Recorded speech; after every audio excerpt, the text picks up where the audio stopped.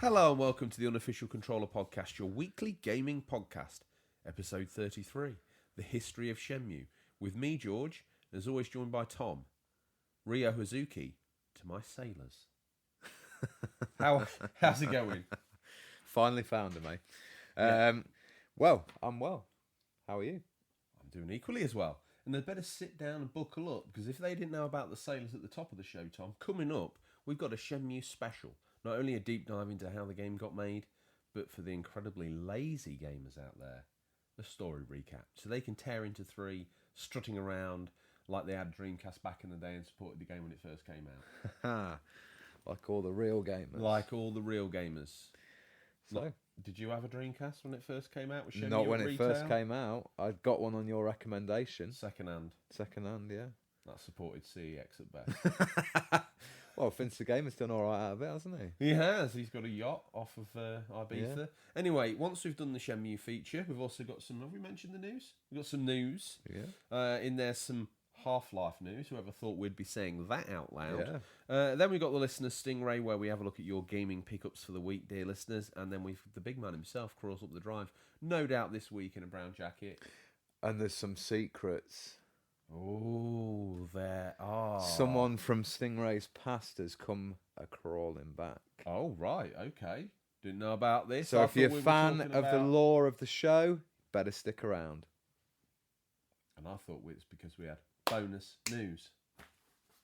Oh, do we? We do. Very exciting. Anyway, There's a lot to look forward to.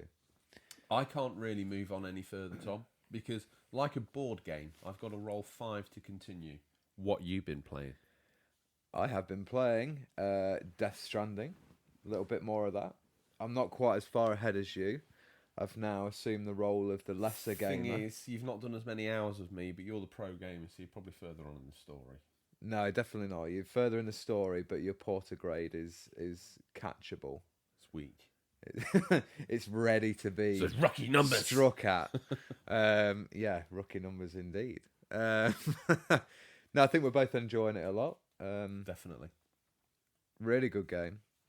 An interesting One that I find idea. Sorry, carry on. No, you carry on. It's just an interesting idea what you said last week about it's very fresh to not just be out there blasting baddies and just straight up all action. I'm having a very intense gaming experience just running away from folk. Yeah, I think it gives the sense of fear and being chased and being outnumbered really well. Because it kind of spoils those peaceful moments, but this is what that world is like. It's dangerous. It's a risk to go out. You can get caught in the Timefall shower. I've recently got the ability to build the Timefall shelters, which are quite useful. Yeah, they're cool. Have you been into one of those yet that sort of sprays the Container parcel spray. spray? Yeah, that's good. Very Luckily cool. found one of them. So yeah, they're obviously done sometimes by the social side of the game, where other people can build the structures and you can use them. What a great idea. Very good idea. A way of integrating social gaming into a game for people who probably don't like multiplayer, I think. I can go with that. What else you been playing? I've been doing some more on Call of Duty Modern Warfare. I also downloaded Terry Bogard from the Fatal Fury. Oh yeah, for for Super Nintendo Smash Bros. colour. Yeah, Yeah. tried him out. It's pretty good. I don't really know much about that beat 'em up series. I've always been sort of a Street Fighter fan, so it's interesting to try his moveset out and such. Looking forward to see the reveal for the final DLC fighter for the first pack. Who do you reckon it'll be? I think maybe Doom Slayer guy would be good. Scrinson out of Overwatch. Who's that? I don't know. One of the people. I'd love to see an Overwatch character in there. The woman with the pink sunglasses. Tracer. Is that She's on everything. I suppose she's the poster girl of the game. A bit like you with this podcast. Mm-hmm. Is that what you've been The playing? poster boy. I'm sure there was something else. Oh, so I got a couple of pickups for my birthday, which was nice. I received Star Wars Jedi Fallen Order and Luigi's Mansion 3. So looking forward to getting to play those in the coming months. But I've got a big backlog, so... How's Fire Emblem going? Finish that now? Exactly, that's what I'm talking about. What about Astral Chain? You got that prologue finished? Trust me, I'm going to be writing the feature next week, and it's going to be a good one. What about Link? You finished that Game Boy Color Nope. game? I have a serious backlog, and it's something we're going to be discussing next week. I don't know if you can even speak on the show until you've got one of those games finished. Don't you worry. I need to ask. Oh, okay. What are you going to ask? What have you been playing? Well, now. So I've been playing some Death Stranding. Yeah. I'm a real hardcore fan of the Sega. Well, I'm a bit lapsed these days, but I went and got Shenmue 3. Been playing that. We'll get With to the message I received, what have I done? What have I done? Picked that one up, day one edition. So I've got probably some capsule toys. I've not even looked at that scratch and sniff code that comes in there. Did you tell me you'd ordered the limited edition as well? No. You dreamt that. Probably did. I went to get the limited edition when I bought the Yakuza remastered set, which is coming in February. That's the one. It came up with other people who bought this, and it came up with the Shenmue Collector's Edition with the Shadow Box. And I was like, oh, wow, that's great. Click, out, stop. Oh, got it. To be fair, Dougie McBain, loyal listener, came on, and he was fired up for getting the Steelbook from Game. And then he sent a message back saying, oh, I forgot to pre-order, so just got the standard edition. And as I said to him, trust me, CEX is going to be wall to wall with the Steelbooks, let alone the special editions. All the people that were like, yeah, Shenmue, yeah, I'm a big fan of Shenmue. Ever played it? Well, I've heard it's a good game. I pre-ordered Shenmue 3 Shadow Box set. Like, really? Okay, that lasts long. I'll wait for my Phoenix Mirror. Good luck opening all them drawers. Yeah, good luck with that game. Game changing. And the only other game I've been playing, and this is going to... little bit sort of thirsty for Kojima. I've been playing Metal Gear Solid Portable Ops, which is actually the design precursor to the Metal Gear that you told me I would like. 5. Yeah. It's got many of the similar functions on it, like the fault and recovery system when you take a guard down. Oh, when you send them up in the air. And if I showed you this PSP game, you would be like, that's incredible. Yeah. Even, I was playing it the other night, and I looked at it and I was thinking, yeah, this looks still, even now, this looks tasty. I was really impressed with the PSP when I got one. Because I got one at, I think I got it at launch. You need, did I say I was playing Portable Ops? Peace Walker it's called. Yeah, MGS Peace Walker. Yeah, Peace Walker is an incredible game. Story, the graphics, everything. Nice. And you build up your little big shell as well. I think what I need to do next week is bring my Metal Gear Solid.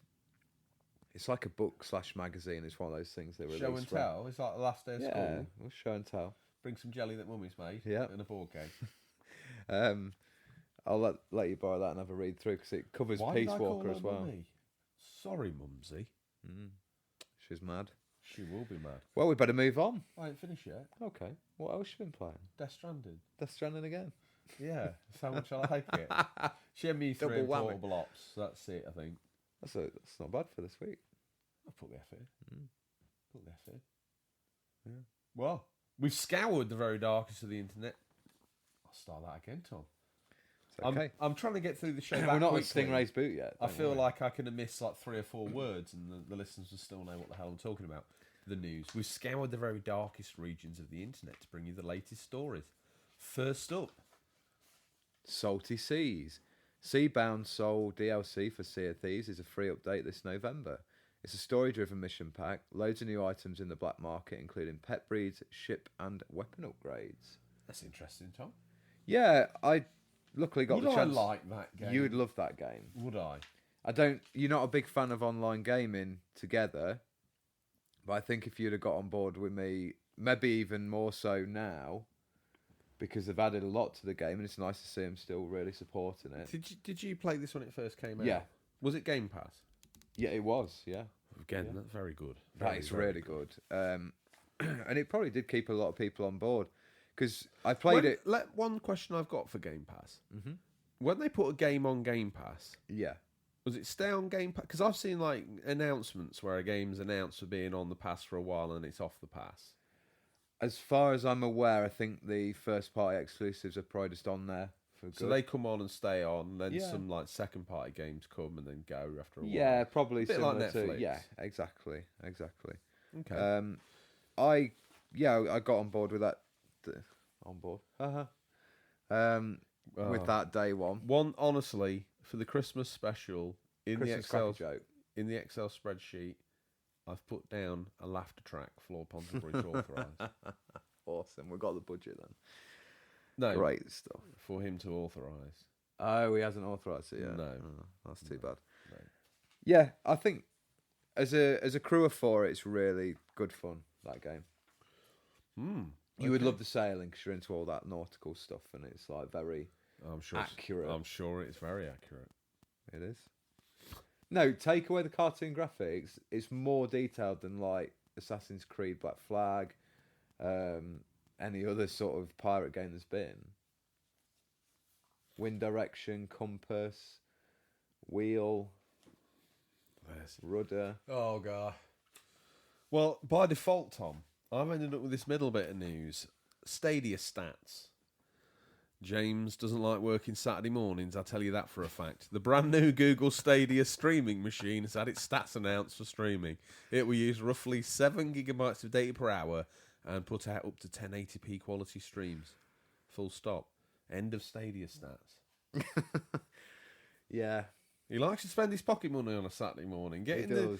Finding out that you'd gone full diva around the back of the village hall and demanded another full work through of the script of Widow Twanky is beyond me. Lionel Blair rang me off his mobile. He was like, Did he? yeah, look, George, Oh, I'm doing this as a favour. You know I'm legal and limos now. And I was like, that's fine, Lionel. What's going on?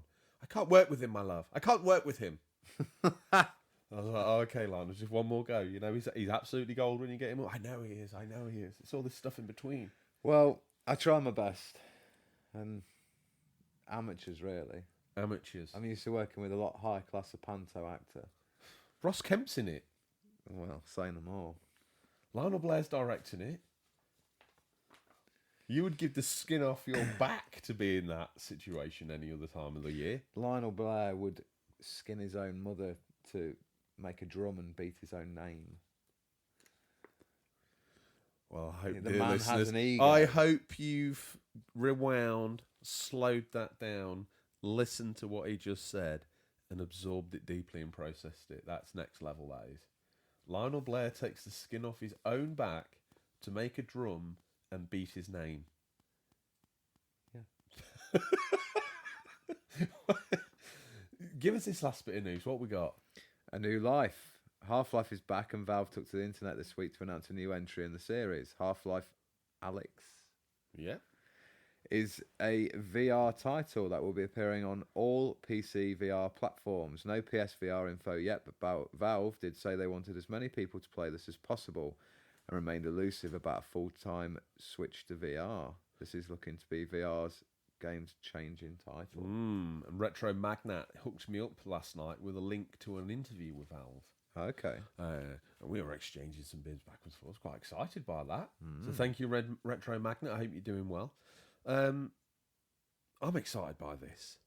I think what they did for the first-person shooter, story sort of driven games in Half-Life 1 and 2 is incredible. If people are waiting for Half-Life 3 to be a keyboard and mouse console game, just the way they were talking last night, I don't think they're ever going to do a normal game again. I think they've seen VR. They think VR is the future. If you've seen the trailer, everything else looks like a PlayStation 1 game compared to this. What, there is a trailer for this Half-Life game? White hot edgy gaming, Tom. I know. It's a tsunami wave crashing on the beach, and you're surfing that. Yeah. I'm not really a fan of Half-Life, so I couldn't really tell you whether. When you go home, and Mummy's doing you, I don't know. How's this going to work out? It's recording at a different time, so you're going to put yourself on ice for a few hours. Funnily enough, Mumsy is actually making me tea tonight. Is it egg? No, chicken curry. It's a bit extravagant for you. You normally get a It's sweat Saturday on. night. You get a sweat on with a Ginster's spicy slice. The curry's very adventurous. It is. International tastes now. No, Mumsy, I want a proper curry. No, not out that jar. I want you to carry the paste on a spoon from Mr. Curry himself. The world that you live in. Oh, Tom, exactly. Is that it for the news? I think no, that's it. Wait. Bonus news. Legal have been on the phone. Stingray is branching out. He's starting a Kickstarter, Tom. Yeah. He's come out with this device, this crazy looking thing that's like a USB and HDMI splitter. So you can take your Stingray on the go with your Switch, throw it down, and you can plug into any TV without carrying the dock. Yeah. Is that something that all mumsies and dadsies are going to be buying for their little dwarf this Christmas, or? I don't know where it's going to be heard about enough, but it's a great idea. I checked on it last night. I don't think it's reached its Kickstarter. No. It's not But it only came out a week ago. It's not pulled a Shenmue though. And Legal rang. Lionel from Legal. Oh really? Yeah. Have you seen this? He wants to stick to You need to change your character's name in the game because we're probably not as big legally as they are. So could you change its name to Stingray? I'll see what we can do. It's not happening. You're going to go double down on this? Like I said, we've got a ghost from Stingray's closet coming to visit today. Oh, you mean Quinton? No. Not that ghost from Stingray's closet. No. Not Quinton Baptiste. Oh, is that so? God. You're right. How did we get to that? Did we miss anything? Do you have an opinion or take on the news we missed? If so, Tom, how would the collected masses interact with us and tell us that we are the blithering donkeys of the internet? You can direct messages on Twitter or Instagram, or messages or on email at questions@unofficialcontrollerpodcast.com. Like many of you do. Tom? Before we go in, shall we do the beg? Yes. Let's do the beg. Because the Shenmue feature is a tome of information, so we don't want to sort of fry the brains too much. We want this Shenmue special to live sacrosanct. We want people, loyal listeners that love the histories of, we want them to be able to go back to this. Say Dougie McBain, he's sat there and he's having a poo. Is that fine? It is. Yeah, it's fine. And he's a little bored. And he's like, I know what I'll do. While I'm here, I'll listen to the History of Shenmue feature because I love Shenmue. And I love the Unofficial Controller podcast. Problem there, though, we've talked about this before, like when you go to the toilet with the Switch, you kind of hover above a pile of your own plop for far too long, really, than reasonable. It's where the men of the house go to get some peace, isn't it? It's amazing what you have to do to get some peace in your own house, isn't it? It is. I'm on a toilet. You've been on there an hour. We ain't even started yet. Enough toilet talk anyway. Okay. Time for the bag. Time for the bag. Major Tom here or not? No. No. He's off on recon. Is he? So let's give the listeners... What do we want them to do? What do we need from them? Well, I think we should also mention back one of the loyal listeners from back in the day. Yes. Because he has passed his shoot house speed trial. Flashbangs, MP5s a lot. Oh, right. And he's back. Okay. Yes. Sir Don O'Doyle. He's back in the feature. Welcome back. Lapsed listener returns. So he's passed his test with Captain Zilla. Oh, right. Yeah. Oh. He's put him through his paces. This is He went exciting. hand-to-hand combat with Zilla, but he couldn't quite get the edge on the big man, but it was enough to say, you're in the Inglorious Bastards. Welcome back.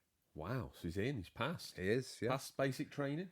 So, Inglorious Bastards, if you're listening, as most of you do every week, and we're very grateful for that. Very grateful to Please keep up your hard work promoting the show. It really helps us out massively. Where shall we send them this week? I think we need to target the Game Awards.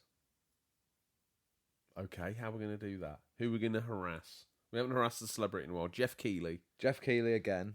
Jeff Keighley. Why aren't you making a special award for the Unofficial Controller podcast so it can You know win what it he needs year to in, year do? out? You know what he needs to do?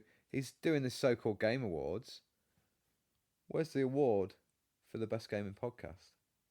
Where's the award for the best gaming podcast? Subcategory. 2 male presenters. Multi-format. In With a bunker, fictional village. With a fictional village. And a character called Mumsy. I think we stand a good chance of winning that one. Patches in have nailed that. Damn. Yeah. Well, I think that's mission briefing given. So, just to clarify, we want them to harass Jeff Keighley and ask him why the hell we aren't nominated for our award. Yeah. This year. Exactly. You snivelling piece of trash. Bit too far. Dummy dumb. Yeah. Okay. Well, I've never known a more inspiring and thought-provoking beg in all my days. That will rank down, Tom, as a classic. One thing that will rank down in the Unofficial Controller podcast annals as a classic is what we've got coming up next. It's the History of Shenmue feature. Welcome to this week's feature, where we talk the history of Shenmue, its creation and story overview. As always, you guys got in touch to share those treasured or not so treasured memories. So Shenmue, Tom, let's begin. So much ethos has been created around this game that we need to take a step back and look at its foundations. We can't do that, of course, without looking at the game's creative director, Yu Suzuki. Born in Japan, June 10th, 1958, making him 61 years of age at time of recording, he's a games designer, programmer, producer, and engineer. A man who says he doesn't much enjoy playing games himself and prefers movies and visiting theme parks. You wouldn't think that, would you? No. We talked about this off air earlier, Tom, but Yu Suzuki, and we're going to go through his accolades in a moment, but in my eyes, a man that, I mean, this last week it's all been a buzz about Hideo Kojima. Shigeru Miyamoto's always been lauded round as some sort of gaming genius. Yu Suzuki, gaming god, not on anyone's lips. If you stopped a young spurter in the street and asked him about games developers, he's not going to mention Yu Suzuki. Yeah, I suppose let's call him the thinking man's gaming developer. You like that? Maybe. I think some of his hits probably aren't thinking man's games. But, let's roll with that for now. He's the not so niche go-to guy, is it? Here, hang on. Adam the artist, this is something I need you to do. A picture of Yu Suzuki holding his chin, looking up in the air, and it just says, the thinking man's games developer. Love it. Yu Suzuki. He joined Sega as a programmer in 1983. He created Champion Boxing for the Sega SG-1000, a precursor to the Master System. The game so impressed Sega head honchos that they ported it to the SG-1000 based arcade cabinet. From here, Yu was greenlit to begin experimenting, and he started working on a game we would come to know as Hang On, a game that surely needs no introduction, but is a motorcycle racing sim that in arcades and even in the game in question this week as Ryo Izuki play in Shenmue, an arcade smash that's since been ported to every home console known to man. He followed this up with hit after heavy hits: Space Harrier, Outrun, Afterburner, Virtual Fighter, Daytona USA, Ferrari F355, 18-wheel Pro Trucker, Virtual Racing, and Virtual Cop. This guy was Sega's outside of Sonic. This guy was Sega outside of Sonic, the True Blue Skies. He was also head of AM2, Sega's in-house development team. Now, Nice. All those games there are literally every game Sega's ever done that isn't Sonic. That's true. This guy's prolific. Team Sonic make 4 or 5 games, he makes 20. Although he wasn't like developer for every single one of them. He was producer and executive. I wonder if he producer. likes genuinely. I know it says he doesn't really play many video games, but he must have an affiliation for like racing. Yeah, well, I remember Ferrari F355. He was behind as the guy who wanted to make it as realistic as possible. Oh, really? Yeah, Nice. good guy. During this time, Sega decided it wanted to expand upon Virtua Fighter, and Yu Suzuki was chosen. Fresh from a research trip to China for Virtua Fighter to explore the area and take inspiration, he decided he wanted to set his new RPG game around Chinese law. That's I just picture like how nice it must be to be at that level of creativity where you're sent away to get inspiration.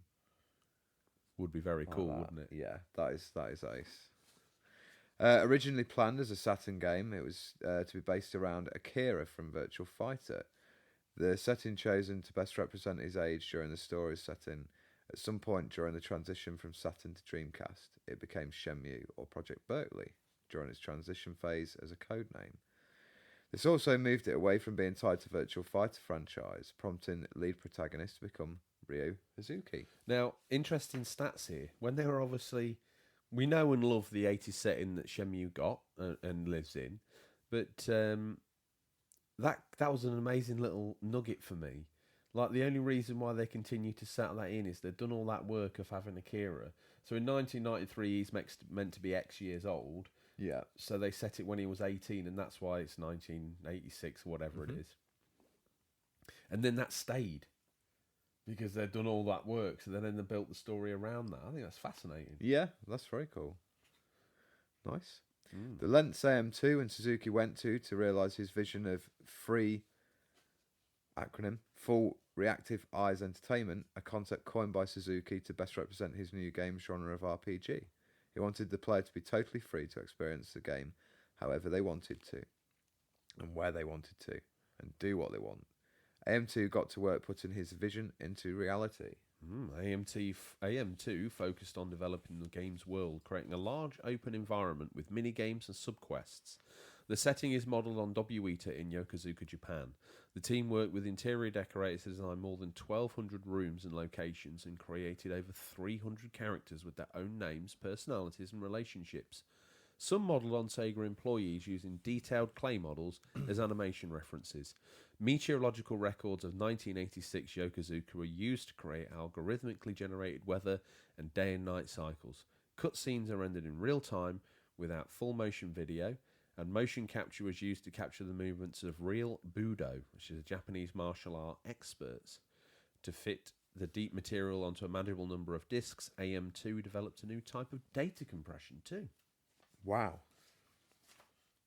I think thinking back to first impressions of Shenmue 1, of that world they created, Yeah. it was just fantastic. Like, it just felt like a real living place. I was there, I got it on launch, and I lived the hype in all the magazines, and we were waiting, and Japan had it, and we were waiting for the UK copy to come out. When we finally got it, I know every time a new game comes out, you're like, wow, it's like magic, but the people had a routine, you could follow them, there was stuff in all their drawers. It felt like magic was happening in the console. Yeah, I mean, I picked it up a lot later when the Dreamcast was kind of dead and buried. And unlike me, usually I have to be on board day one to get involved in all the hype, and then it almost gives that game an extra few points on the review scores to me. Yeah. This was just as good an experience as I could have had, really. Yeah, I agree. I remember taking to my parents' summer house, took the portable TV out there, hooked up the Dreamcast, which I picked up for epoxy, £20. Put in a copy of Shenmue 1. There was some like wind chimes on the side of the summer house. That's beautiful. And it was just a gaming experience unlike any other. Unrivaled. Absolutely. This huge world, though, left AM2 fixing bugs, finding hundreds daily. At the time, there were no bug tracking systems. Wow, really? Yeah. That's tough work. I know. So the team tracked bugs with spreadsheets. At one point, they had reached over 10,000 unresolved bugs. Can you believe? That game must have been completely broken. Humorously, several of the game's non-player characters became trapped in the convenience store where they'd gone as part of their scripted daily routines. Suzuki's solution was to make the store doors bigger. The product placement of the Coca-Cola and the Timex brands also created problems, as AM2 had to implement them according to the company's specifications. Thankfully now removed in the release versions for the Xbox, PC and PS4, Suzuki mentioned his biggest challenge was management, with over 300 staff and no personal experience of large projects. Yeah, I find that statement by him quite odd, because you think of the games that he's worked on, Yeah. they weren't classed as big projects. Shenmue comes along, and it's so, he's literally overwhelmed by it. I suppose at the time, and again, we'll get into this, the myth about Shenmue being an expensive game. Wait till we get there. There's an interesting stat for you. That this probably was Sega's biggest undertaking to this point. Yeah, I mean, that's since maybe. Yeah, very interesting, really. That he sort of found it difficult to cope or find it a bit overwhelming. But sometimes when you thrust that upon people, they produce their best work. They do. Could be argued this is his best work. Yeah. According to localizer Jeremy Blaustein, Shenmue's English localization was fraught with problems, exacerbated by the project's scale. Suzuki insisted the English voices to be recorded in Japan, which greatly restricted the casting. Blaustein said, we hired basically every single English-speaking person in Japan that called themselves a voice actor. These guys had less experience even than Tom, and the scripts were translated by several people, creating consistency problems and arriving late, leaving no time for rewrites or proper direction. Oof. And I complain I've got it bad. Yeah, exactly. You call off Widow Twanky? It's nothing compared to the voice recording of Shenmue. Behind closed doors, though, they were feeling confident. Sega of America's Vice President Bernie Stoller exclaimed, I can't tell you what Suzuki-san is working on. Let's just say that I've seen the project and it's going to rock the gaming world. Now, Shenmue is alleged to be the most expensive game ever developed of that console generation, reported to have cost Sega $70 million. In 2011, Suzuki-san said the figure was closer to $47 million, including marketing, and development also covered some of Shenmue 2, which was completed for a smaller figure, and groundwork for all the future Shenmue games they were planning on working on. This makes the game's budget that bit more believable and highlights Shenmue's 3 minuscule budget by modern standards, but way enough money to recreate Shenmue in modern times with Unreal and other tools, but we'll get there. Now, if you think about that, let's just do the maths here. I'll have to take my shoes and socks off. I might need to wheel Mumsy in because there's some big numbers here. 70 million is what Sega said. Suzuki-san says that's not true. It actually costs 47, and that's for 47 million is for Shenmue 1, Shenmue 2, the foundation for all the other Shenmue games. Yeah. So that's sort of like 47 million divided by 2, divided by another 2, maybe. Yeah. It spreads out for money a bit further, doesn't it? Oh, anyway, definitely. after much fanfare, Sega released Shenmue on December the 29th, 1999 in Japan, November the 8th, 2000 in North America, and December 1st, 2000, you remember it well. First door of the advent calendar, slap bang wallop Shenmue in my back pocket. Critically, the game did okay with an 87 aggregate score, some magazines and outlets praising it as a true piece of artwork, others not convinced of the invisible walls and mundanity. Either way, it gathered a cult following from that point on. Well, doesn't that just sound like a game that's released recently? Death Stranding. Oh yes, I see what you're saying. Oh, Shenmue 3. No, I mean it's interesting, isn't it, that we've had these sort of games and they've gone on to get those quite big cult followings and and really become something special. Becoming the Dreamcast's 4th best-selling game with 1.2 million copies, but at this point Sega were in financial freefall and hemorrhaging money left, right and Chelsea as the Dreamcast flopped hard in the wake of Sony's PS2, Nintendo's GameCube, and eventually that generation even the original Xbox. Never has there been more hard fought, well, we say hard fought, and PS2 went on romped it by about 140 million consoles or whatever it is, but yeah, at the time, you'd scrub away the numbers that got done, scrub away the price that got done, Nintendo's GameCube, taken as a standalone, brace of games, you would have a blast. Same with the PS2, same with the Dreamcast, same with the Xbox. Yeah, it was a good generation. It was. I think a really strong generation. Probably in many years to come, we'll probably look back upon It's been one of the best ever. Agreed. It seems Shenmue's lack of success was mirrored by Sega's bigger problems, lack of a large enough install base. This is a topic for another story, but eventually Suzuki-san left Sega in September 2011. Suzuki left Sega to focus on development of his studio EaseNet. Mm-hmm. Suzuki still plans Shenmue to cover at least 4 games. Shenmue 2 was released in 2001 in Japan and Europe and 2002 in North America, but was also a commercial failure, and Shenmue 3 entered a period vaporware with fan rumours and false starts, even Sega teasing with Ryu's Shenmue 3 number plate in Sonic All-Stars Racing in 2004. Sega announced a massively multiplayer online role-playing game for the PC set in the Shenmue world, Shenmue Online. But it's just too faded out of an existence and was never made. And in 2010, Sega announced another spin-off, Shenmue City, a social game for the Yahoo Mobile mobile service, but it was shut down in late 2011. I remember when I was researching, I stumbled across this Shenmue Online, and I was like, oh yeah, I forgot about that. I remember reading that, and I was getting all hyped, but then I was super frustrated because it was like, damn it, this isn't what we want. Yeah. I don't see this online fighting game for PC only. What the hell's this all about? Luckily, like one of your post-dinner nether noises, it disappeared very quickly. At E3 2015, he announced a Kickstarter crowdfunding campaign to develop Shenmue 3 with EaseNet for Windows and PlayStation 4, having licensed the rights from Sega. The campaign reached its initial 2 million goal in just under 9 hours. On July 17th, 2015, Shenmue 3 became the fastest funding and highest funded video game project in Kickstarter history, earning 6.3 million. That's fantastic. It is a good age, really, that we live in, that projects like that can happen. Yeah. And hopefully people who put in a fair bit of money really get paid back and with the vision of Shenmue 3. It was released on 19th of November 2019, so we're back here at the present day. But before we discuss our thoughts on Shenmue 3, let's give you a story recap. Well, before we give them a story recap, why don't we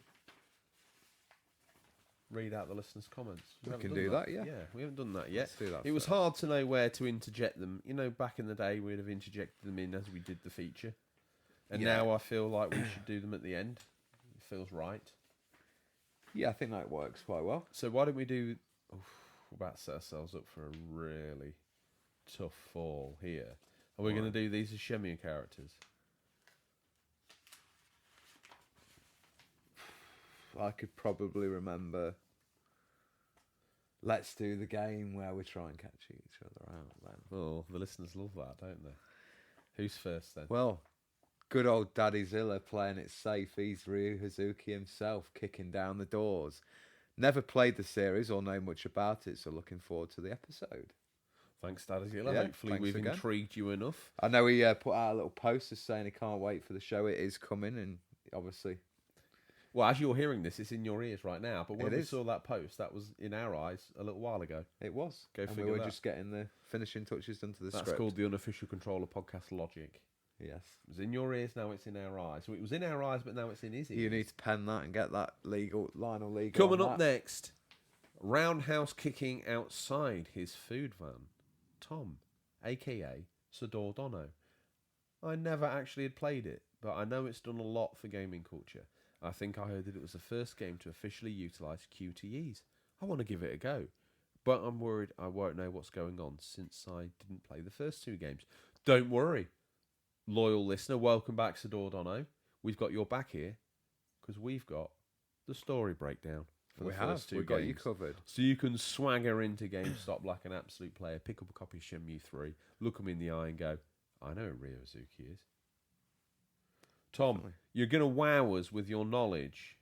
Who's Next the up, third it's the person? bandana wearing street gang member Ren, aka Ash's Games Room. Wow, you've done well there. I remember buying the original from a dodgy shop in Manchester city centre. All the Dreamcast games were a £5, but this was £10 as it was 2 discs. I was very annoyed as it was probably all my gaming money as a young pup, but getting it home and playing it, I had a blast. Mainly playing in the arcade and buying toys from the machines. Good times. Ah, very good. Okay, that's Ash's game room. Happy joysticks. Who are they going to be, Tom? Well, clearly Joy, the red-headed vixen of the series. Oh yeah, is that her name? Yeah, I think it is. I never got that written. She must be in the story recap. It's probably spelled completely She's in differently. 2, I isn't think, it? isn't yeah. she? Something about popular motorbike rider. Sure, we'll get there. There you go. Anyway, Joy. Back when this is Happy Joysticks. Back when I owned my video game store, the Dreamcast sold like hotcakes at launch, but then cooled off quite quickly. So when I saw the original Shenmue, I imported a copy so that I could demo it on the big screen. Many a Dreamcast was sold on the promise of that game, even though no one could understand what was going on. The crazy amount of detail they put into the game's city had everyone in the local gaming community excited to play the English release. Who's next? Retro Visions coming in, all dressed up in his silk dragon robe. Right. Landy. Oh, who's going to be Landy? Retro Visions. The big bad. Wow. I loved the second Shenmue, never had the chance to play the first one. That's very bizarre. That game defined my first year working at EB Games on my downtime. Could not get enough. There is a funny story about my assistant store manager and a lesson of what not to say when customers are in the store that relates to the second game in the series. But I'll pass on that since you're a PG podcast. By the way, when will the other podcasts go up on YouTube? Can't wait for new listening material while motoring down the highway. Stay awesome. I would say there's a safer way to listen to this show other than YouTube while you're driving down the highway. One would recommend iTunes, Stitcher, Spotify, TuneIn, Google Podcasts. We're even on Castbox now. Did you know? Are we? Yes, we are, with all the bigger boys. Retro Gamer Thomas, did you make Retrovisions Landy, or did that actually happen? Who was Retrovisions? Landy. Okay, so you made him Landy. Yep. So that means that Retro Gamer Thomas is going to be the kitten-loving Megumi Mishima. Now, Loves kittens as much as he loves eating hardware. he does. Now, do you want to feed? Now, I remember this being quite confusing. Fish sticks or tofu? It's a kitten. I don't know. Like, fish sticks are a bit dry. I could kill it. I'm going to give it tofu. Oh, it's poorly. I should have given it fish. Should have stuck with my initial thoughts. Retro Gamer Thomas didn't make those mistakes. He went straight to fish sticks. What's he got to say? I've actually only played part of the first one a couple of years ago when I purchased it for my Dreamcast. I've also purchased the re-release for my PS4, and I'm hoping to get stuck into that before the third one arrives. Well, you better pull your finger out your backside, Retro Gamer Thomas. And you're the only one that threatened to support Mumsy on the show. No one else is bothered. So this Christmas, unless something happens this week, Tom, I'm throat chopping every single character we ever invented, including you and I. Done. Finished. The simulation ends when the simulation ends. Oh, really? That's deep. Think about that. Yeah. I'm looking forward to getting stuck into them as they're such iconic games. Tell everyone you have a Dreamcast. One of the first games they'll suggest is Shenmue. That's absolutely right. Very Tom, true. Who are Patches in Official? Patches in Official, they are coming at us with Master Li Xiao To. Wow, okay. What have they got to say for themselves? I appreciate what it did for games in general, but because it was quite influential and innovative with things like the day-night cycle, people having daily routines and large open environments, for example, but I feel it's very much a product of its time. And he played it a little when it was first released, but never played it seriously. I was a bit too young to appreciate the game as a whole. I tried going back to it recently as it was released on Games Pass, but it didn't hook me.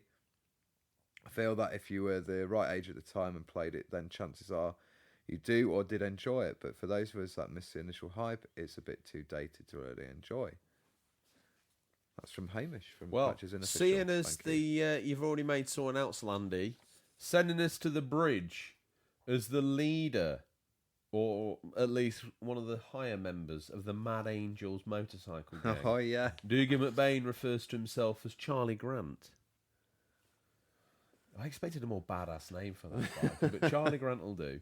Dugan McBain says, Shenmue was released in Japan almost a full year before Europe, so I remember seeing loads of screenshots and hearing all about it in the magazines for what felt like forever. The wait for a release was killing me, but then it finally arrived and I couldn't have been happier. I couldn't get my head around how much there was to do. It was exactly like a real world within a game. From the moment I played it, I knew it was my favourite game ever. The attention to detail was phenomenal, and that soundtrack, perfection. I was always more fond of Shenmue 1, just because it felt like I was part of the Yokosuka community. Shenmue 3 has finally arrived, and I love it. It's not lost any of its Shenmue-ness. Everything just feels Shenmue. If that makes sense, it does. Certainly does. Putting on Shenmue 3 yesterday, I felt a wave of emotion. I'm a 32-year-old man, but I was transported back to being that 13-year-old and wondering how it had been 19 years since I played the first. I could talk about Shenmue all day, but this post is long enough, so I'll stop here, laughing till I cry emoji. Dugan McBain, the level of comment from that young man at the moment has been stellar. If he hadn't been a champion already, maybe in a year or two's time, he'll be a two-time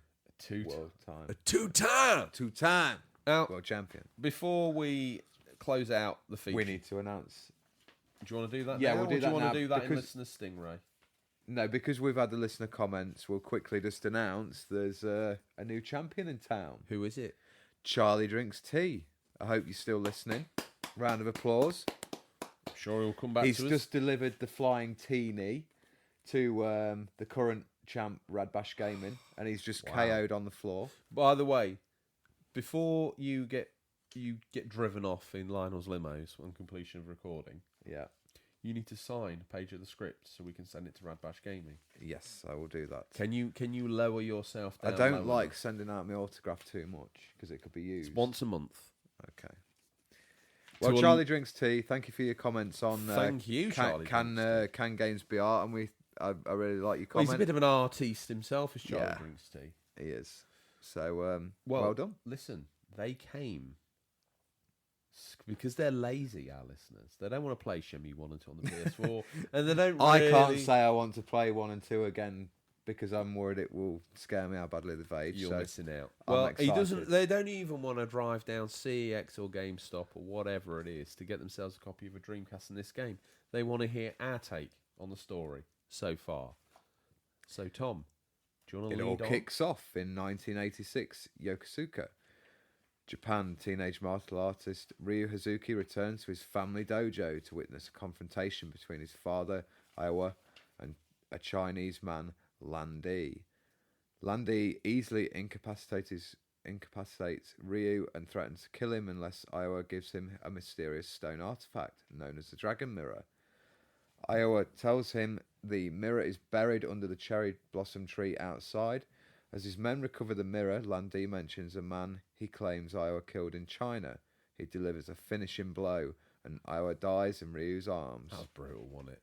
First time I Savage, played yeah. that, I was like, oh my god. Swearing revenge on Landy, Rio begins his investigation by interviewing locals about what they witnessed.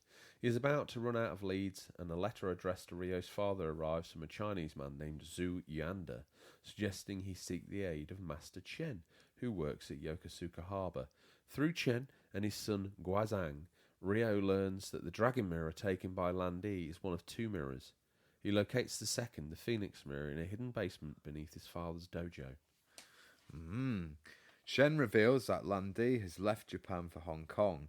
Ryu borrows money to buy a plane ticket from a disreputable travel agency. Sounds like the one in the village, doesn't it? It does. When he goes to collect the ticket, he is ambushed by Chai, a member of Landy's criminal organisation. The Chayu men who destroy his ticket.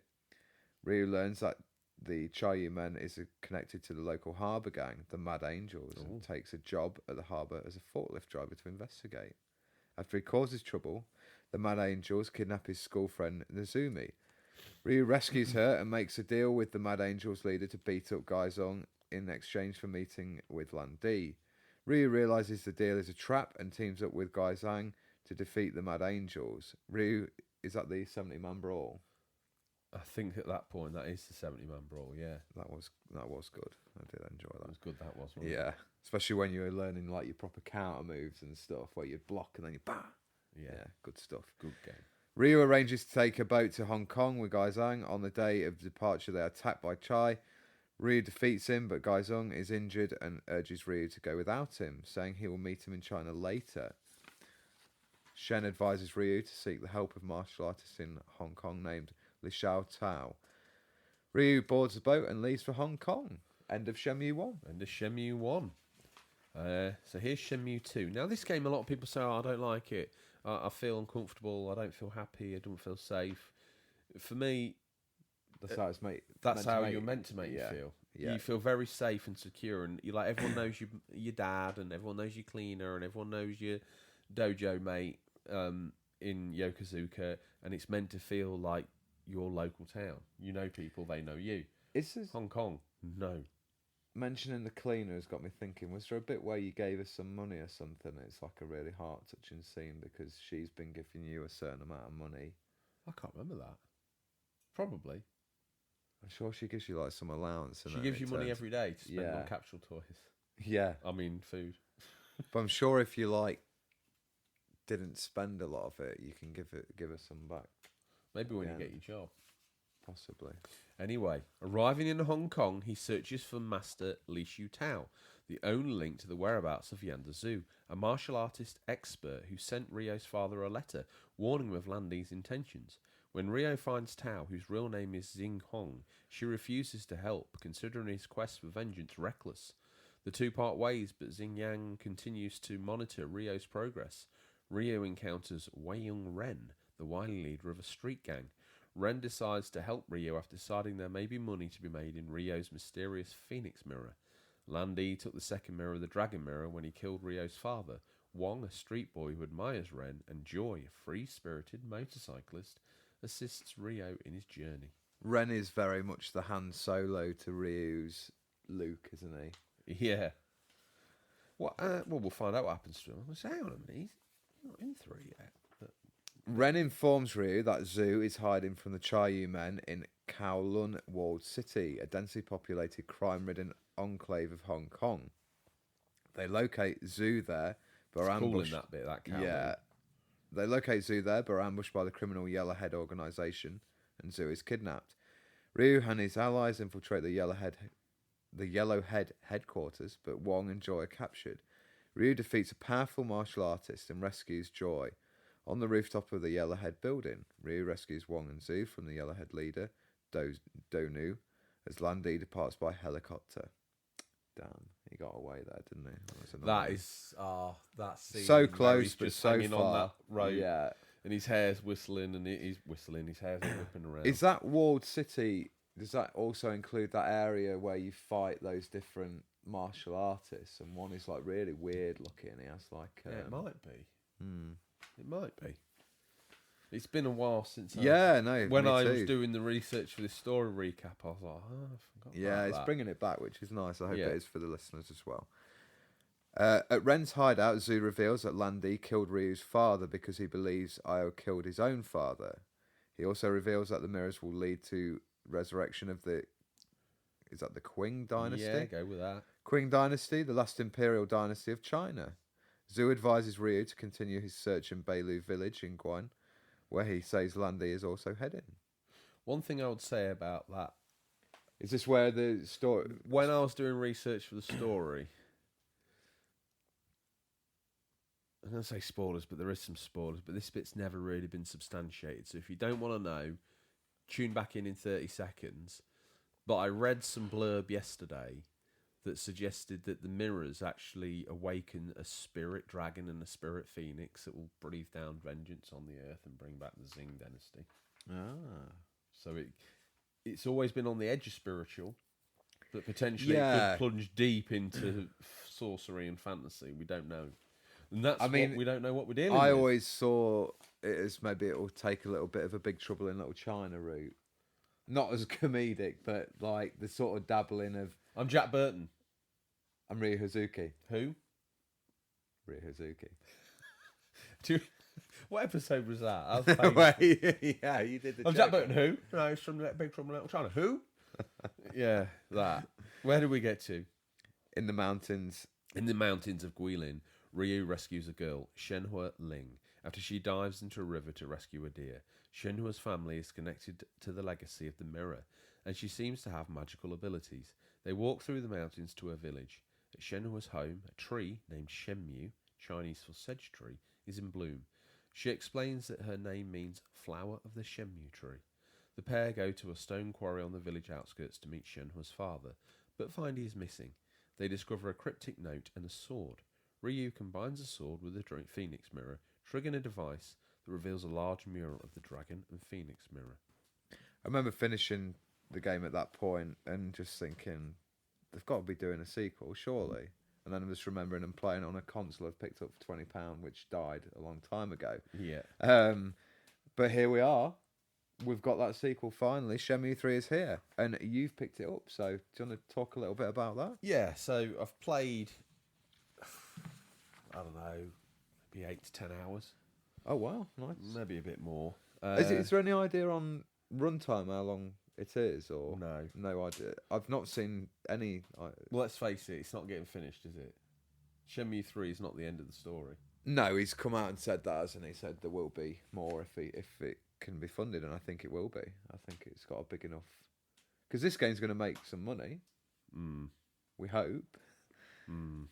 You sound doubtful.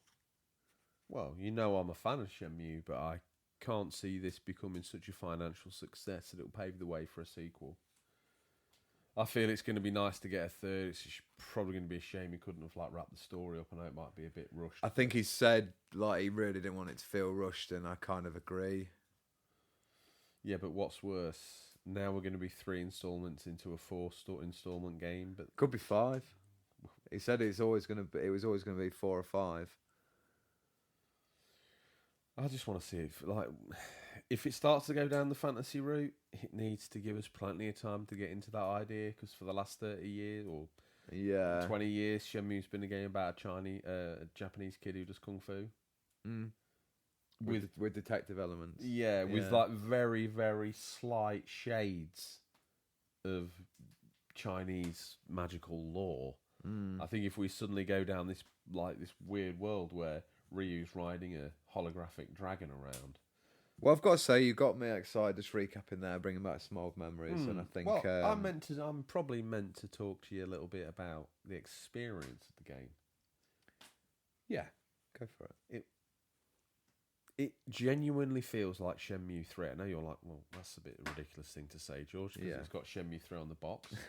But it feels like it's a game that has existed for years and we've never had access to it. That's how it feels.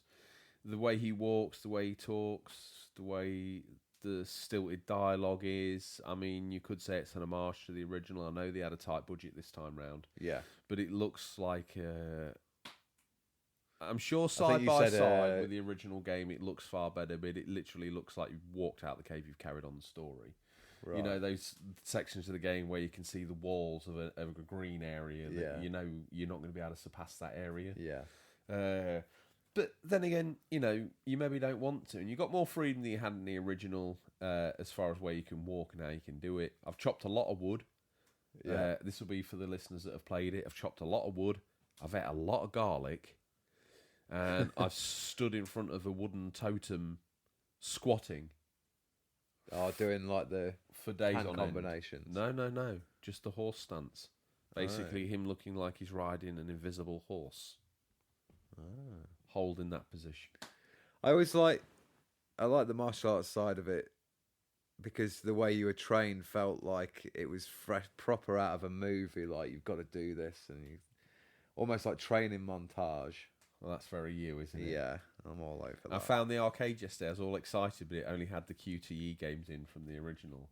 A Whack-A-Mole and a couple of other ones. Do we know if the classics are in there? Hang on. I've tried on purpose to do as little research on this third instalment as I can.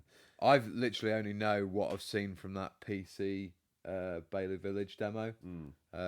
So I'm hoping it moves to different environments as well, like the old ones did. I know it will do. I Yeah. mean, I've been having. It might be my lack of patience or the fact that we've played a lot of modern games recently, and I know I play the retro every week. I'll have a go on something, but this felt from. It really does feel from a lost time. Yeah. I've said this to you before. I don't think you would like it. I think the story is strong enough, and the memories are strong enough for me to want to continue to learn more. Don't forget, it's on air. I've warned you. I think I'm warning you. We can go out and tell the listeners there's been a lot of modern stuff out since the original 2. Please go in with Imagine you're getting Shenmue 3 on a Dreamcast 2. That's exactly the experience you'll be expecting, and that's what you'll get. If you're expecting a game that's admittedly has its roots 18 years ago, but since Yu Suzuki sat down, he's played a load of other games and thought, oh yeah, I'll introduce that, I'll introduce this, I'll go with that, I'll use this graphical. None of that. None of any of that. None of that. The only quirks that they've sort of bent to modern gamers is the fact that now, instead of walking around aimlessly in game for a few hours waiting for someone to get home from work, for instance, you can press triangle on the PlayStation pad or whatever it is on the PC pad. Yellow, Y. It's a green button. And you then fast travel or speed time round to the point in time where you can meet this person. So you don't, like in the original Shenmue, if they said, oh, well, you need to come back at 4, you literally had to walk up and down until that time came around, didn't you? Or buy capsules for as long as your money, or play arcade games for as long as your money would last you. Yeah. And then you would go, or hopefully enough time would have passed and you could speak to person A. Is that...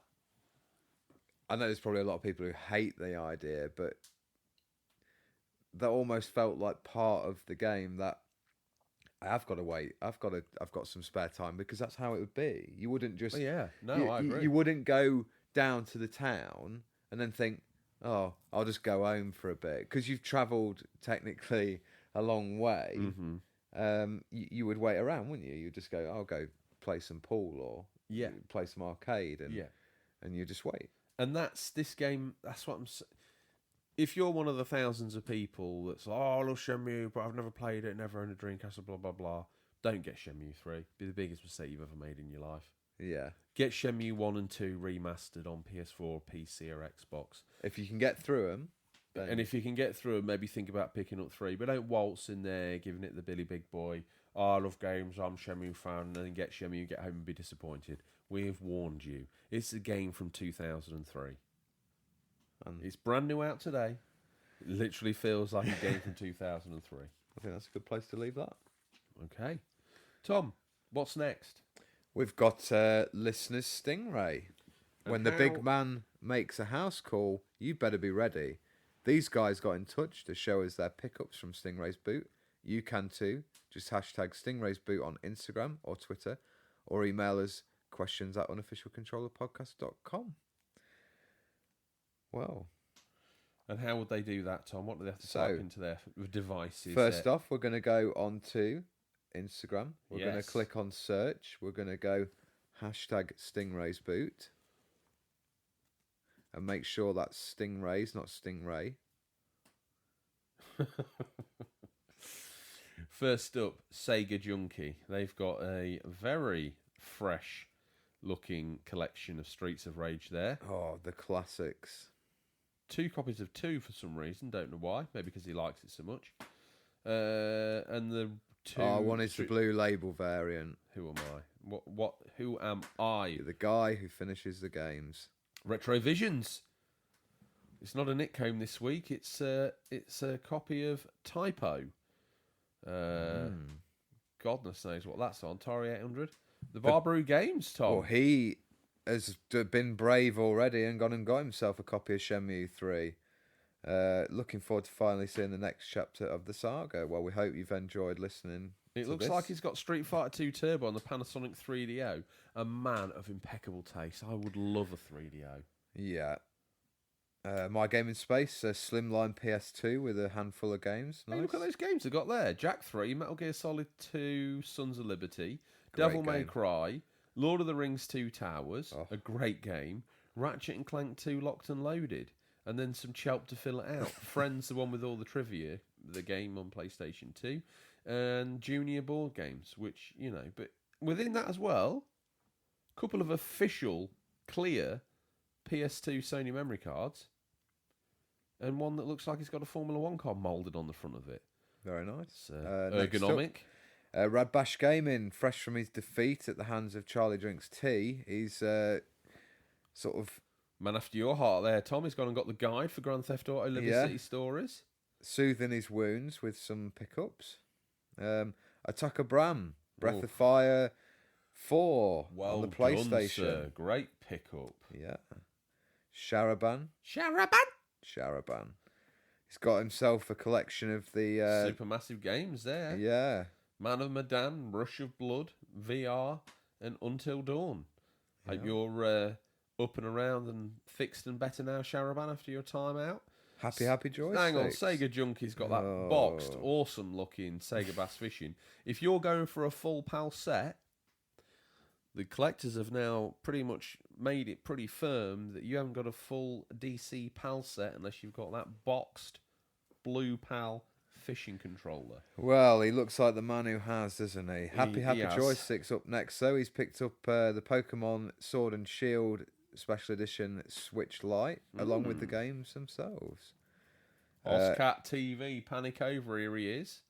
Power Rangers, Celeste, and Killer Queen. Filling Black. out his Switch collection with even more. Sega Junkie, please. He's got a Sega Virtua Tennis, a little tennis bag, copy of Virtua Tennis 1 and 2, a copy of Virtua Tennis with a Dreamcast controller box, special artwork, and he's also got some Virtua Tennis tennis balls. He's got some good stuff there, hasn't he? Game Boy Matty up next. I Oh, mean, look at my that. That is goodness. just stunning. Something tells me his dad He's got Shenmue. He's got the Data Discs vinyl soundtrack. Fantastic.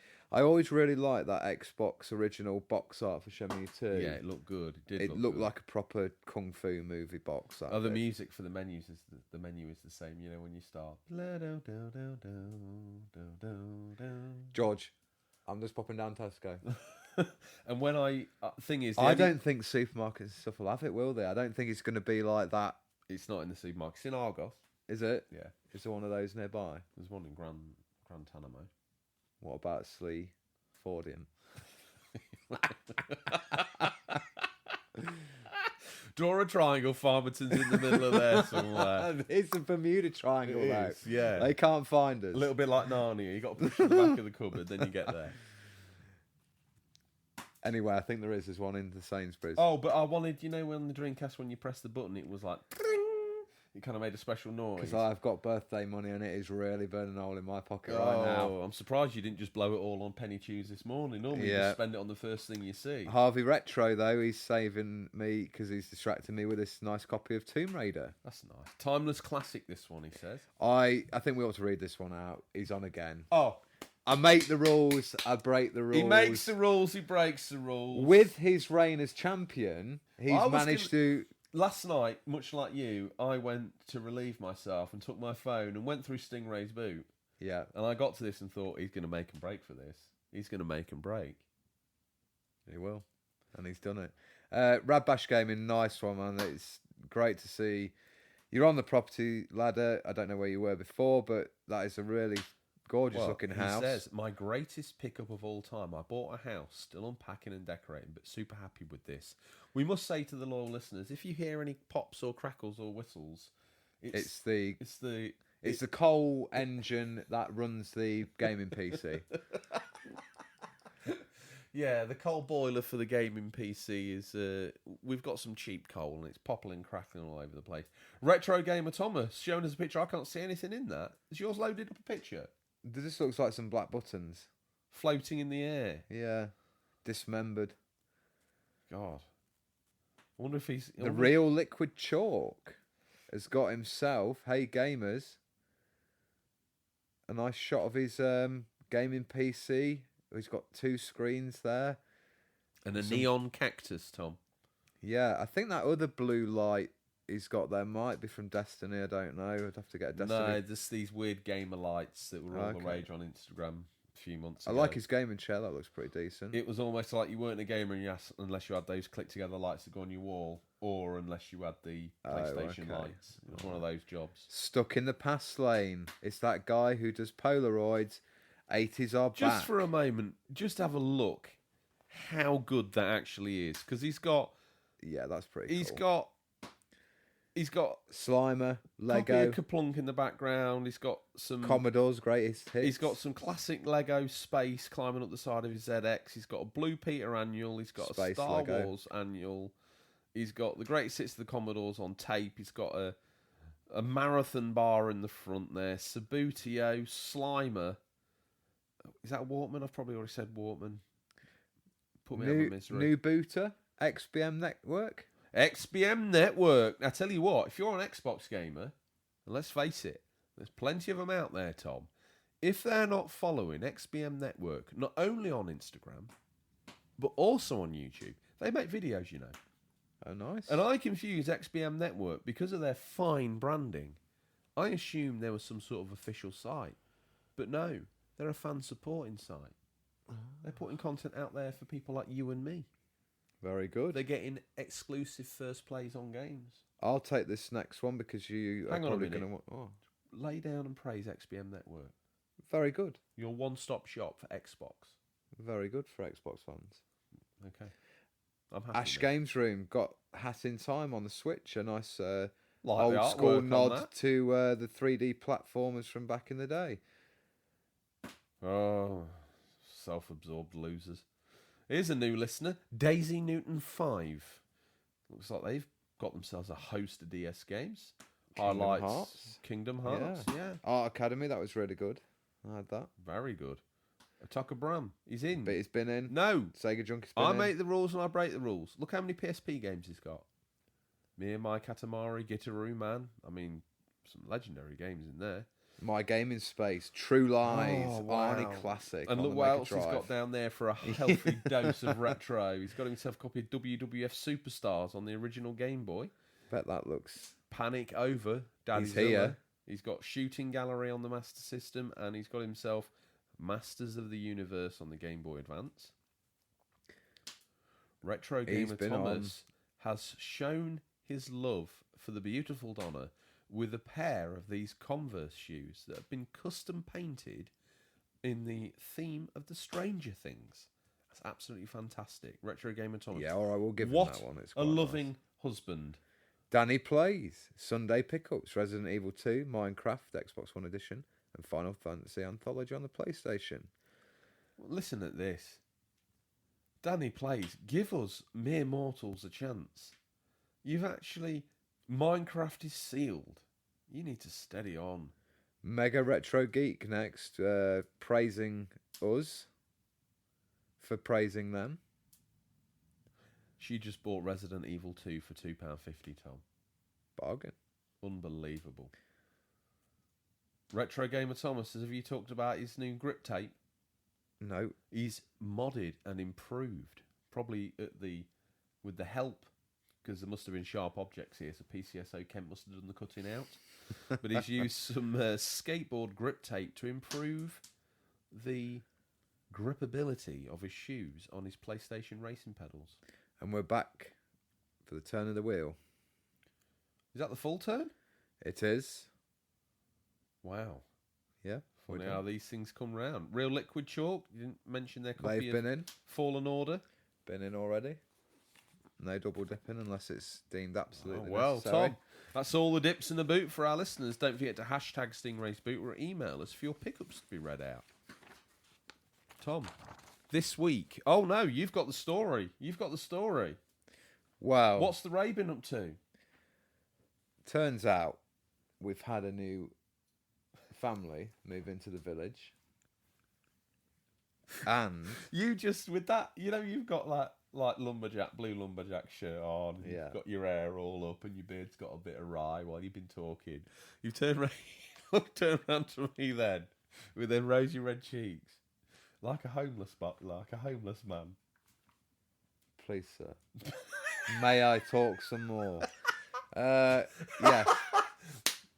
Yes, you may. So, well, we've had a new family move into Farmerton in the sort of dowager house. The house made up for,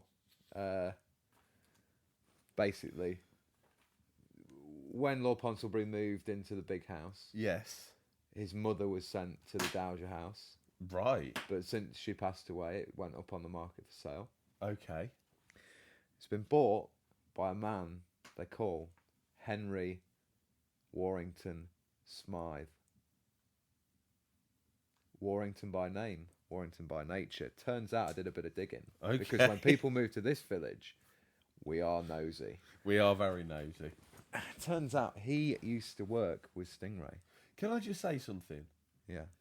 Anyone who's sat there at home thinking, why do I watch this Downton Abbey nonsense when I can listen to the Unofficial Controller podcast? The Downton Abbey of gaming podcasts. Well, he's moved in. Yes. Turns out they used to run a bit of a thing back in the day on the videos, on the pirate videos. Okay. So Stingray would go off do his villages. Yeah.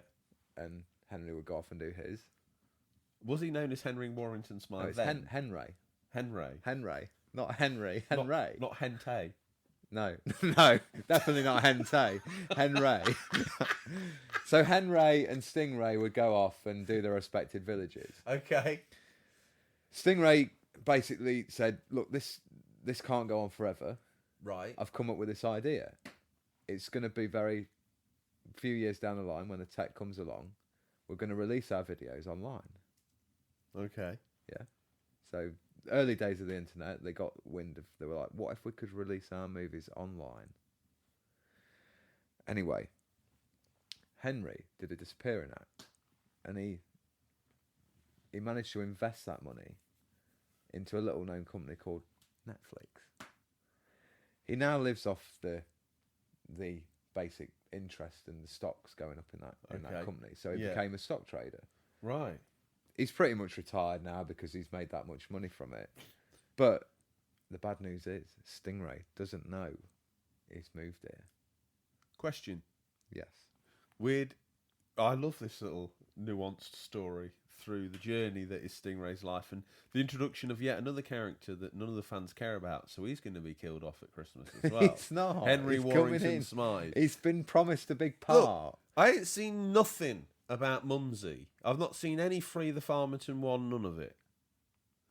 None of it. They're all dead. Henry Warrington Smythe is dying at Christmas. Smythe. He's dead. We'll see. Hitman came into town, killed. Like, you're allowed to pass. I'm allowed to pass. Henry Warrington Smythe killed him off before he had out to do. So did Rolf. Rolf had done nothing that episode to anyone, and you're like, no. I think the idea of bringing Rolf Harris into the village was not a good one. Retro Gamer Thomas lives in the village. He's safe under the lock and key of PCSO Kemp. Why can't Rolf Harris be out on licence? On tag?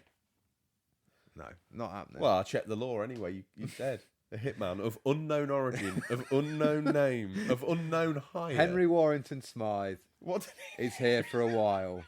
Just so people have got a visual appearance of him. Your bouffant, don't push it down.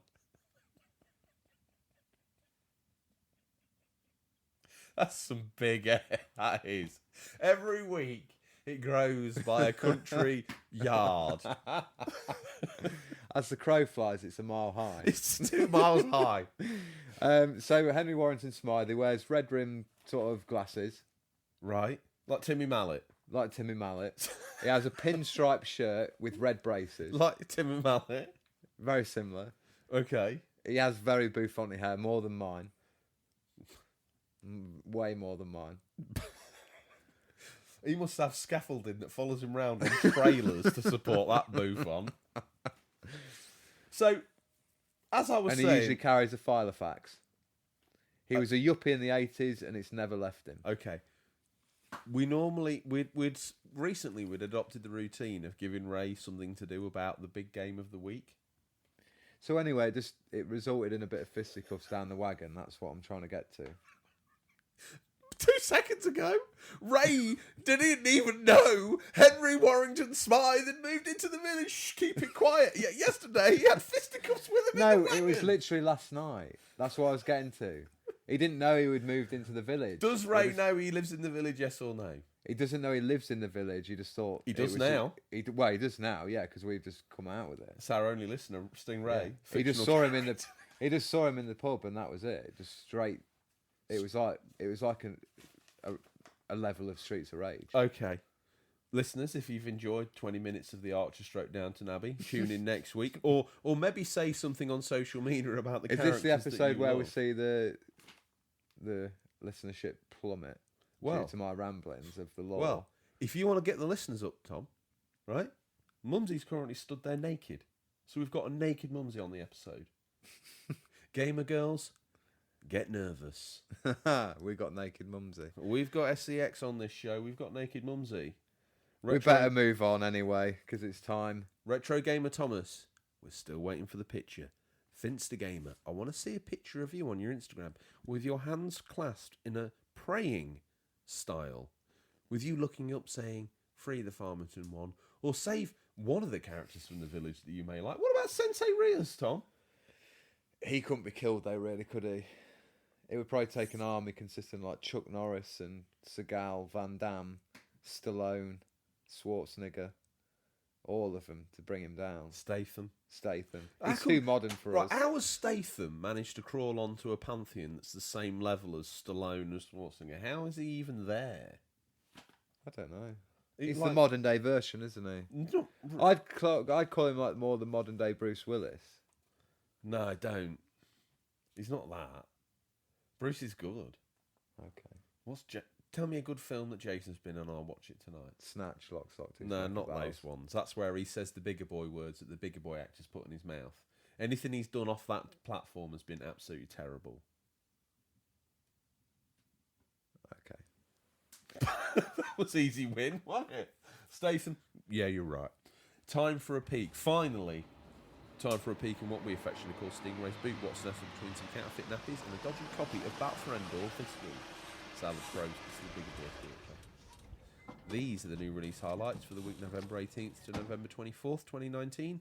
Listeners, these are out digital, physical, or will be by the time this podcast's in your feed, but could be region dependent. Tom, have you picked a Mummy Mummy? I think the last one on the list is your Mummy Mummy. For reasons that will become known to you when you get there. Perfect. I'll kick off. Bubble Bobble for Friends. Oh, it's an interesting title, Tom. It's on the Switch. It's only out in Europe, though, so American cousins have either already got it or are anticipating it greatly. Comes out November 19th. The popular dragons, Bub and Bob, are back. Bubble Bobble 4 for Friends is the latest game in the legendary Bubble Bobble series from Taito. Play... Boil and mash and pour them in a stew. Play alone. What state is precious? Forget that's a Bubble Bobble game. Includes the original Bubble Bobble arcade game from 1986. Tom, Football Manager 2020 PC. Who's this for? He's listening right now. I don't know. You're practically related to him. The football coach from the village. Don't make me create more characters. No, I don't want you to. Do I need Football to spell Manager. it out online? Do you know Tom FM? Do you remember him? Loyal listener, sponsor of the news in the early days when we needed sponsors of the news. We did. Tom FM. He is about to have a boosted intro into his YouTube channel because Football Manager 2020 is out. He's your blood relation, yet seemingly he's dead to you. Run your football club your way. Every decision counts in Football Manager 2020 with new features and polished game mechanics rewarding planning and progression like never before, empowering managers to develop and refine both your clubs and your own unique identity. There's only space in my brain for one Tom, and that's me. Google Stadia Founders Edition, November 19th. Play Stadia with the Founders Edition. Get access to Stadia and 3 months of Stadia Pro included.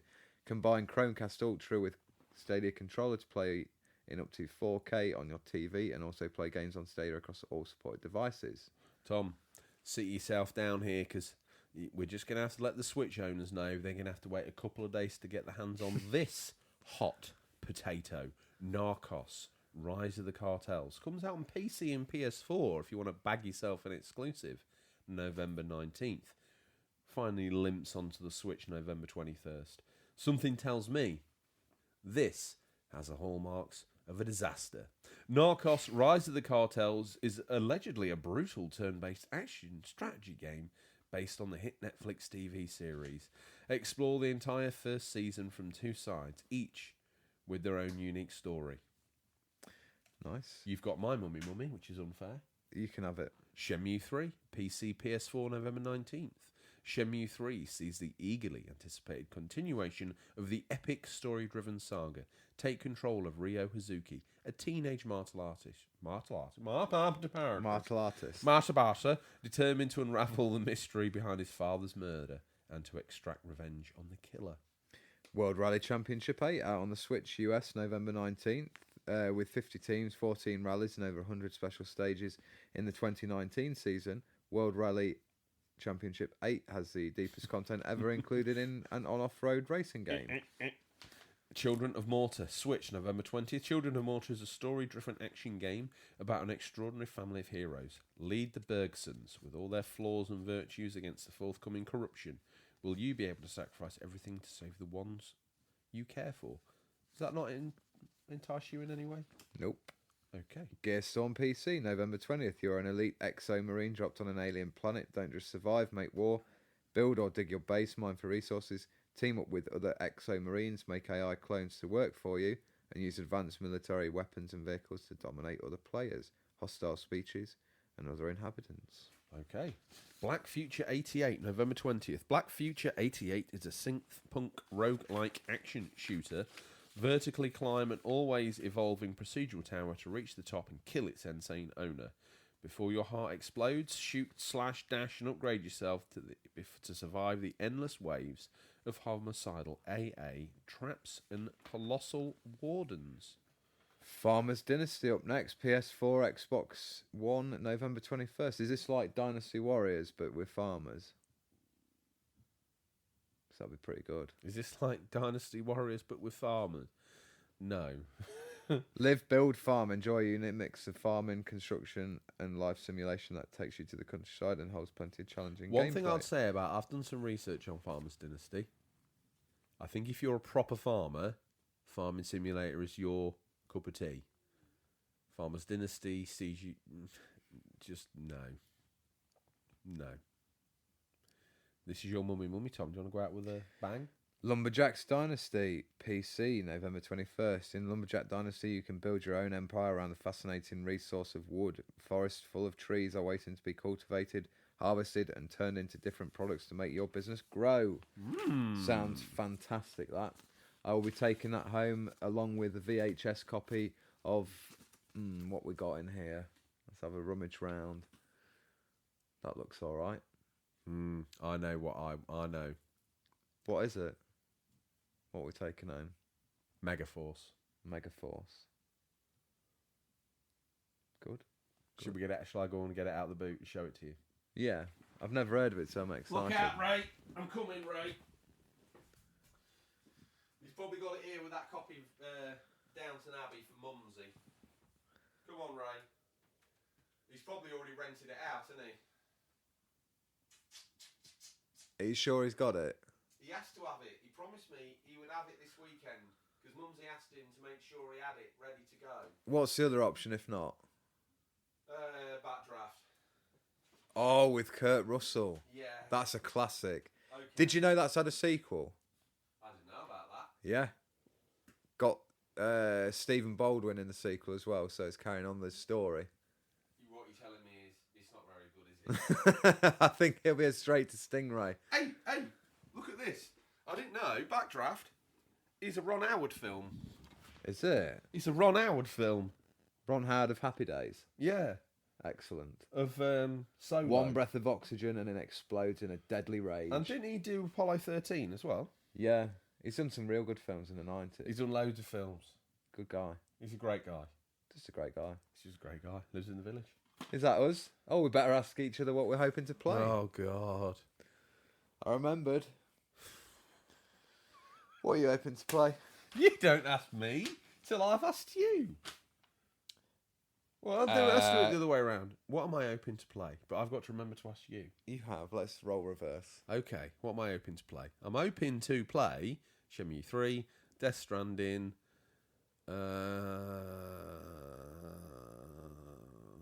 Peace Walker? and a bit more Peace Walker. Nice. It's always good to have a handheld option. I want you to play Peace Walker. I can't even begin to tell you how good it is. I am the stealth king. It's not from the Metal Gear era of stealth. Stealth. Oh, okay. It's more Yeah. kick the doors down. The only thing that disappointed me when I was John playing Rambo. it, you know, I haven't had the fortune to play Metal Gear Solid 5 yet. Yeah. But there was I watched that video you sent, and there was a bit where he was up against a wall. Yeah. And 3 options presented themselves. Yeah. Tap to bring him down, and then when he got a bit closer, as in most modern stealth games, there was a button to swing out from the wall, grab him, do the move, and Fulton recovery him. CQB, is it? CQC. Yeah. But in the handheld one and the earlier Metal Gears, it's not as fluid, so you kind of need to come away from the wall to try and get behind him to then do the CQC, but you're not sure if you're going to grab him or just try and hit him a little bit, and it's not slick. I'm looking forward to playing 5. Yeah, it's a very good game. I'm hoping it's a shame you don't get to see on the new Modern Warfare. They've put on it's called like Time Trial, and it's basically a sort of a redo, but in a different building and stuff of when we recently revisited the original Modern Warfare. Yeah, it's the ship layout, isn't it? Yeah, You've got Zach yeah, Randall like and all the that. shoot house sort of thing. That's pretty cool. When you finish that game, is that where you get to do the aeroplane level from the original? No, sadly. Oh, that's why. The story was really a few good, episodes actually. ago, you said, "Oh, something happens after the titles," and I went, "Meow," and you Oh no! So I mean, you're never going to play it, are you? And spoilers. We're going to quickly just discuss. So Modern Warfare 1 and the new Modern Warfare ends, and Captain Price, the new Captain Price verse. He's in the Price verse. He's given this Trademark. He's given this folder for a team is assembling, and all the team names are the names of the ones from the old Modern Warfare. Is that it? It's good. Is that it? I thought that aeroplane level would be better than that. Yeah, I mean, apparently the story mode continues in the Spec Ops mode. I'm not interested. I know you're not. I just thought Oh, I want you to be interested, but I just find that's like you've come into Rise of the Skywalker, but if you hadn't read the 16 comics that elaborate the backstory, then you were never going to get it's a good the point. film. It's a good point. You need to happen on the screen. Yeah, agreed. Don't it happen in multiplayer? What if you on one of the consoles or the PC or whatever, or maybe it was the PlayStation or one of the alternates, one of them didn't even get that Spec Ops mode. That's pants. Yeah. No, that's that's just a game type on the Spec Op mode. It's nothing to do with the story. I haven't even tried it, so I don't know how much it's going to follow the main story. It might be like nothing. So everyone's going to get access to the full story, be it PC. Yeah. Not on Switch, but PS4 and Xbox. Yeah. No one's walled off. No. Oh, just one of that game mode is walled off to one of these consoles. Yeah, I don't know. PS4's got the survival one. Well, I'm sure that's sold at least 3 extra consoles. Yeah. Way to go with that exclusive content. That's it for me. Death Stranding. Might pick up Shenmue, but I've just got too much What are you to hoping play. to play? Yeah, sorry. Now you can speak. Now I can speak. Modern Warfare, Death Stranding. Might try and start Luigi's Mansion 3 as well. I'm just struggling at the minute. What about Astral Chain? No, the backlog is the backlog till we discuss that next week. Okay. Don't discuss the backlog. Okay. Burn show content. More like shame. Don't bring out the shame. Shame. I'm the pro gamer. Is that it? Hey, maybe we could build a feature like that with you bringing in like a school bell. You walk behind me as we list all my backlog of games. Read Shame, one name out. Ding, Shame. and then you have to read out another one. Okay. Yes. I'm up for that. Love it. Well, make sure you tell James how you want it written. I will. Is he old enough to have watched that Game of Thrones? No. So you'll have to describe it to him. I could maybe live action it for him. I think the script's going to end up a little bit like Chinese Whispers, isn't it? Yeah. Fame. Why am I reading that Fame, Tom? What's going on? Is that Cool. it? Are you done? That's it. I'm done. And that's all we have time for this week, listeners. As always, thank you for your time, and we look forward to the pleasure of speaking to you again next week. Until then, happy gaming, and remember, there's nothing wrong with being given the unofficial controller. It's what you do with it that counts. See you, Tom. See ya.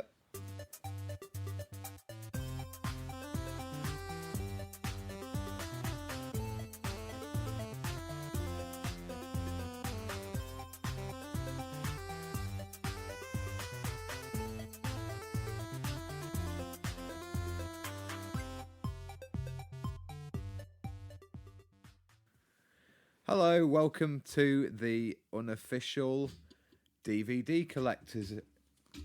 Don't worry about me, Brian. I got this. Been better if it had air around it. It'd have been straight in there. Yep.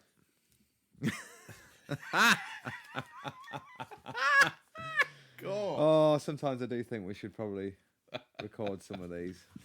Well, we do. Well, yeah.